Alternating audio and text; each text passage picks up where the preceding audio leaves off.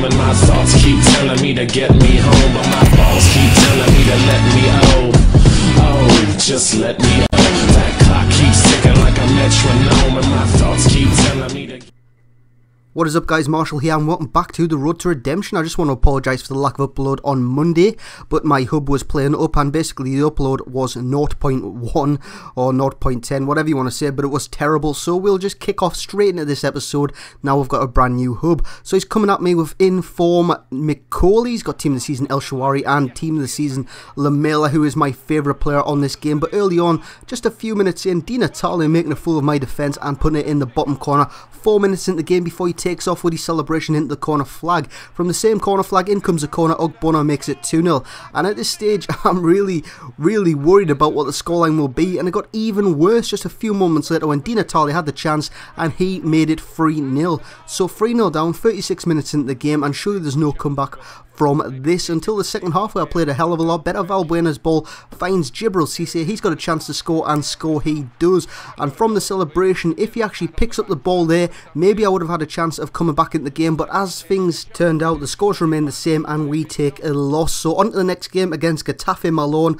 Play on words there with Getafe or Getafe, I don't like that name. Anyways, it's a 4-2-3-1 formation. He's got Demba Ba and Podolski in the squad. Very early on then, it's a nice little link-up play between Cissé and Lacazette. Lacazette has a chance, he puts it in the bottom corner. And I can't remember a game where I have lost when Lacazette has scored, because he normally scores, and I'm not saying I always win, but once Lacazette gets going in games, he just doesn't stop. He sets up Cissé there, nice little round of the keeper there with a step over. I love doing that when you go through one-on-one, because it just bamboozles the keeper, all ends up, and it was just a great little goal. Into the second half we go then. Lacazette kicked off, he passed to Cissé, he received the ball yet again, and this is just amazing. Just watch his chop inside David Luiz and his, oh my god, see you later pal, and he puts it in the bottom corner. I'm not sure who the right back was there, but it looks like Kyle Walker from here, but he just completely ruins him and David Luiz with that little chop, coming inside, stopping, starting and putting it in the bottom corner. Just this little stop start there was just lovely, and he scores to make it 3-0 and nab his second of the game. From a goal kick then, Podolski wins it down to Demba Ba, receives the ball, and see you later Koscielny, he's just done you a good one, and he puts it in the bottom corner. But that strike was terrible. I don't know what my goalkeeper is doing.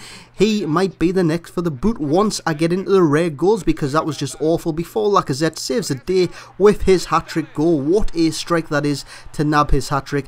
It's 4-1, 58 minutes into the game, and surely that is that, until the 64th minute when Podolski gets the ball, turns inside, and bang, right in the top corner. What a hit. 65 minutes into the game, game on. And then Demba Ba finds Podolski. It's just a similar theme of the game, and Podolski smashes it in near post. And if Podolski can get round the goalkeeper and pick that ball up, and if he did it in just a few seconds, a bit like the Cissé goal earlier, maybe he would have had a chance of coming back. But as things stand, Lacazette's hat-trick and Podolski's hat-trick with a Cissé goal sandwiched in between won me the game, and we can upgrade. It's going to be Mendy that heads out, because Lacazette, he just has to stay.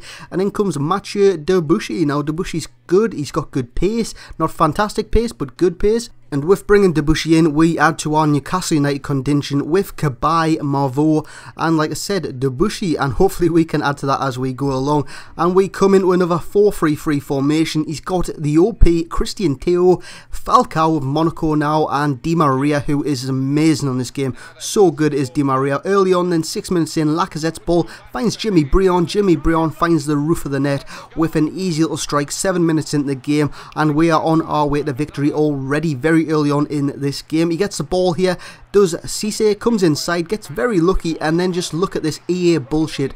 Basic bullshit, as I can just walk straight in the net with Valbuena. His defenders are all over the place, his keeper was all over the place, and I felt very much aggrieved from my opponent before he comes back in the game with a header from Di Maria. Picks the ball up, but it is all in vain as we win 2-1, and unfortunately we will be saying au revoir to our French silver star in Alexander Lacazette. Yes, that will be his last game, as that was the one win we needed to upgrade our last silver player in the squad, and it was Lacazette. Lacazette's been so good for me, it's unbelievable. Scored so many great goals, and I found a real gem of a player, because before this series I never used him once.